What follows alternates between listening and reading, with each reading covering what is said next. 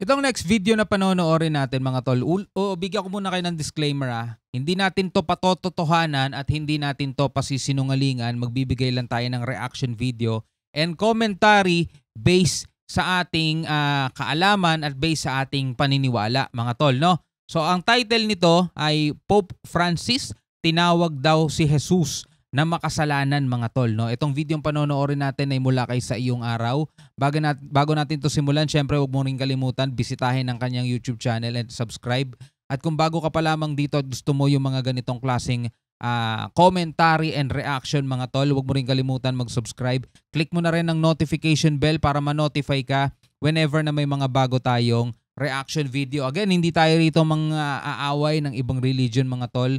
Magbibigay lang tayo ng commentary kung paniniwalaan natin o hindi, kung sasang-ayunan natin o hindi. So yun ang ating papel dito, no? Reaction video lamang. Huwag na natin patagalin pa, total wala na rin naman tayong inihintay na, panoorin na natin to. Noong ika-27 ng Disyembre sa Vatican City, ipinalabas ni Pope Francis ang isang pahayag sa pagdiriwang ng kapistahan ng Banal na Pamilya na kamakailan lamang ay nagkaroon ng atensyon. Iiwan ko ang isang link papunta sa buong kwento sa kahon ng description kung nais mong basahin ito sa iyong sarili. Subalit sa artikulong ito, binanggit ni Pope Francis ang pagmumuni-muni sa linggo ng pagbabasa mula sa Ebanghelyo ni San Lucas kung saan nag-i-stay sa Jerusalem ang batang si Jesus sa templo at nagdulot ito ng malaking kalituhan kay Maria at Jose nang hindi nila ito makita. Marahil kinakailangan pang humingi ng tawad ang ating Panginoon Jesus sa kanyang mga magulang. Ipinahayag ng Papa na hindi ito nakasulat sa Ebanghelyo, ngunit sa aking palagay, maari nating ituring ito. Hindi ako sang-ayon sa ganitong pahayag at hindi rin ito magiging opinyon ng tunay na Kristiyano o taong may pananampalataya sa Biblia. Ito ay dahil ang implikasyon dito ay nagkasala daw ang ating Panginoon Jesus sapagkat kung kinakailangan mong humingi ng tawad sa isang tao, ibig sabihin na nagkasala ka laban sa kanila. Hindi rin ako sumasang-ayon doon, no, sa pahayag naman dito ni Sa Iyong Araw. Kasi ang sabi nung Pope Francis, pinopresume niya lang naman at sa palagay niya kailangan humingi ng tawad ni Jesus sa kanyang mga magulang dahil nag-alala ito sa kanya mga tol. So hindi naman porket na nagsorry ka sa isang tao ay nakagawa ka na agad ng kasalanan sa kanya. Mga tol tatandaan natin yan. Ito'y batay lang naman sa akin mga tol. For example, mga kapatid, di ba? Kumakain kayo, bigla kang nabahing. Nabahing, hindi mo sinasadya, nabahing ka. Siyempre magsosorry ka, sorry. Di ba? Hindi ibig sabihin nun nagkasala ka na agad mga tol. Kasi minsan mga kapatid, no, ang paghingi ng paumanhin ay minsan ay parang paggalang na rin 'yon. Hindi porket humingi ka ng paumanhin nagkasala ka na agad mga tol. Minsan ang pagkakasala kasi ay hindi nanggagaling sa ating gawa. Nanggagaling kasi yan sa isipan natin mga kapatid, no? For example, alam mo namang mali tong bagay na yan, ginawa mo pa rin, nagkakasala ka na. Pero kung unaware ka, hindi mo alam na mali pala yung ginagawa mo, di ba? Halimbawa na lang, pinasulat ka ng ganito pero iba ang kinopya mo. Di ba? Halimbawa, inutusan ka o isulat mo to. Sulat mo. Pero mali pala yung kinokopya mo, hindi mo pala masyadong naintindihan yung instruction. Di ba? So pag-submit mo, mali pala. So hihingi ka ng sorry, sorry, mali. Hindi ibig sabihin nung nagkakasala ka na agad dun Mga tol, magkaiba kasi yun. So ang ibig ko lang sinasabi rito, hindi porket humingi ka ng sorry sa isang tao, ay nangangahulugan agad na nagkasala ka na Halimbawa na lang dito naman, balik ulit tayo rito sa Bible.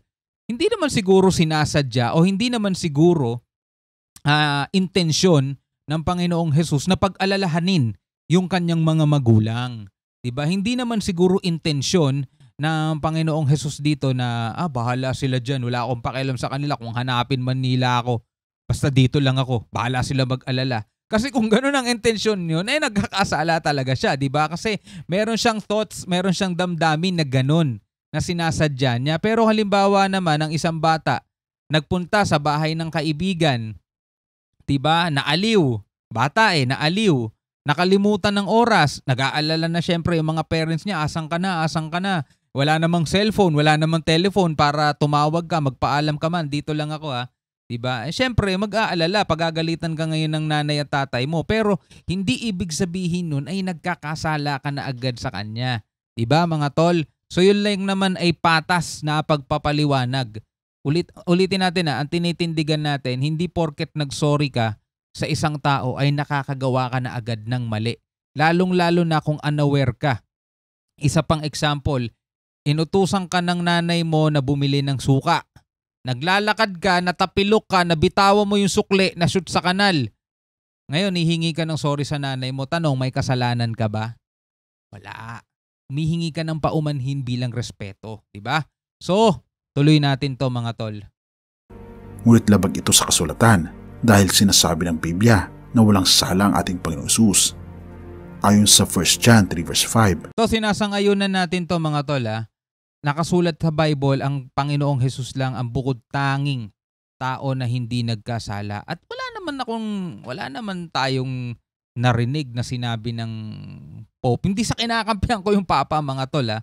At hindi sa dinidis natin sa iyong araw dito. Kumbaga, yun lang siguro yung pagkakaunawa niya doon sa sinasabi ng Papa. Pero wala naman direktang sinabi ng Papa na nagkasala si Jesus. Basta sinabi niya, siguro kailangan humingi ng paumanhin ni Jesus sa kanyang mga magulang dahil nag-alala ito.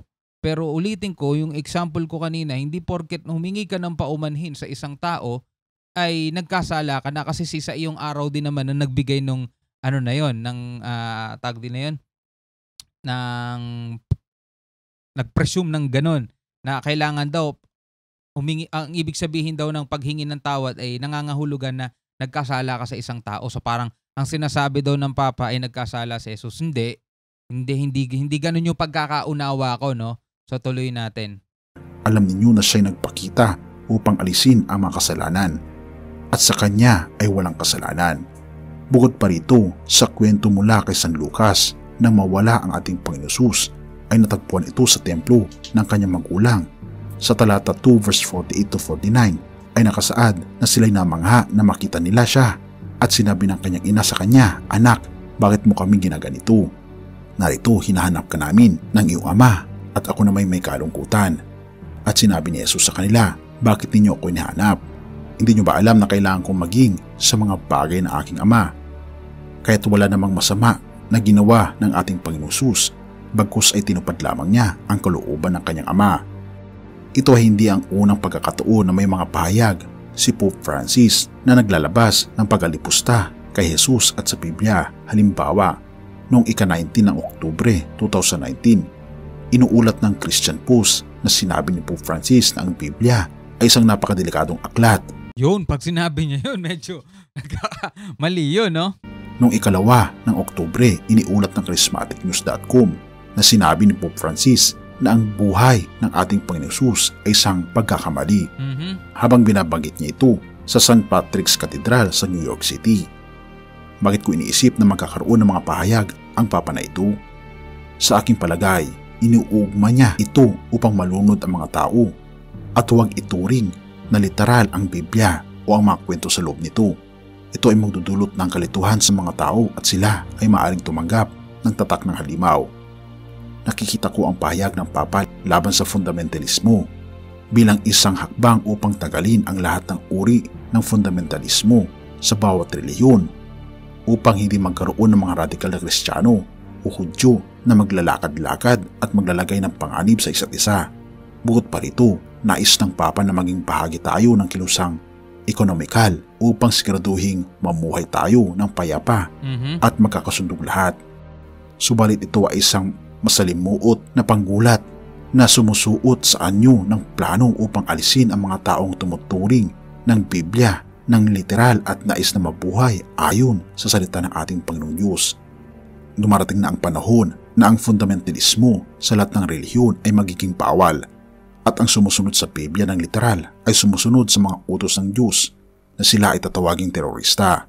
Maghanda tayo, itaguyod ang ating buhay sa ating Panginoong Hesus araw-araw sa pamamagitan ng panalangin, pagbabasa at sundin ang sinasabi ng Biblia talikuran ang lahat ng kilalang kasalanan. Well, alam niyo mga tol, may mga nakasulat sa Bible na hindi rin naman literal, na kung susundin mo ng literal, pwedeng ipagkasala mo, di ba? Kasi hindi lahat ng bumabasa, mga tol, ay nakakaunawa, mga tol. At minsan, maraming naliligaw sa pagbasa ng Bible, kaya nagkakamali sila, mga tol. Like for example, may mga bagay na nakasulat sa Bible na minsan idinadahilan natin sa ating sarili. Kasi nakasulat sa Bible 'to di ba? Halimbawa, marami kang asawa, 'di ba? For example, marami kang asawa. Bakit si Haring Solomon? Bakit si Jacob? Bakit yung mga ganito? Ang dami nilang asawa, 'di ba?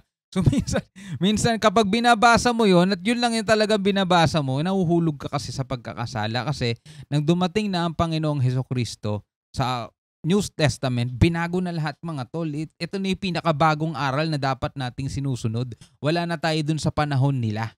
Panahon ng mga magulang o panahon nung lumang tipan. Kaya minsan talaga, pag minsan may mga mababasa ka sa Bible at gagawin mong literal, ipagkakasala mo pa talaga, mga kapatid, no? Sa tulong ng ating Panginoong Hesus at hayaang ihanda niya tayo para sa hinaharap, magiging mahirap ang mga panahon para sa mga Kristiyano. Ngunit kung tayo ay mananatili na malapit sa ating Panginoong Hesus, siya ay magpapahayag ng tamang direksyon para sa atin. Salamat kaibigan sa iyong panonood. Okay, so balik tayo doon. No? So tinawag ni Pope Francis makasalanan si Jesus. Wala naman siyang rektang sinabing makasalanan si Jesus. Nagkaroon lang ng parang palagay sa iyong araw na yun ang ibig sabihin ni Pope Francis. Well, hindi ko rin alam kung ano yung nasa loob ni Francis, no, ni Papa Francis, Pope Francis, mga tol. Hindi rin natin alam kung ano yung kanyang nasa isip, kung yun nga ba talaga tinutukoy niya. Pero itatama ko lang ulit. Baka kasi isipin nating lahat, mga tol, mga nakikinig, na oo nga, no, sinabi nga ni Pope Francis kasi kailangan daw mag-sorry ni Jesus sa kanyang mga parents. So, makasalanan si Jesus kasi kailangan niya mag-sorry. No, hindi ganun yun. Ulitin natin, mga tol, ang pinapaniwalaan ko, tulad ng sinabi ko nung umpisa pa lang, sasabihin ko lang dito kung ano yung sa tingin ko, well, bahala kayo mag-decide kung ano yung gusto nyo paniwalaan. Hindi porket naghumingi ka ng sorry, ibig sabihin na nagkakasala ka na. Depende yan sa iniisip mo, depende yan sa thoughts mo. Kaya nga ang mga bata, musmos inosente, walang kasalanan. Kahit nagkakamali yan, dahil nga sa kanilang pagka-inosente o dahil nga sa kanilang kamusmusan, hindi sila nakakagawa ng kasalanan kasi nga inosente sila. Diba? Kapag hindi mo alam na mali at unintentional na magkamali ka talaga o hindi mo intensyon na gumawa ka ng masama na ikakasakit ng kapwa mo, wala ka nagagawang kasalanan doon.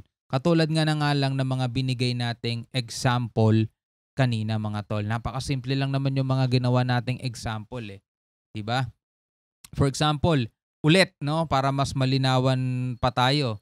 No, naglalakad ka, natapilok ka na out of balance ka.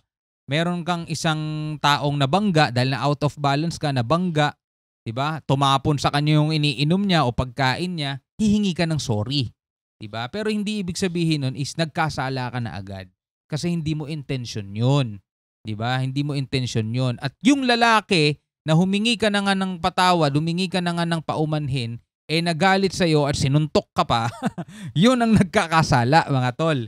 Diba?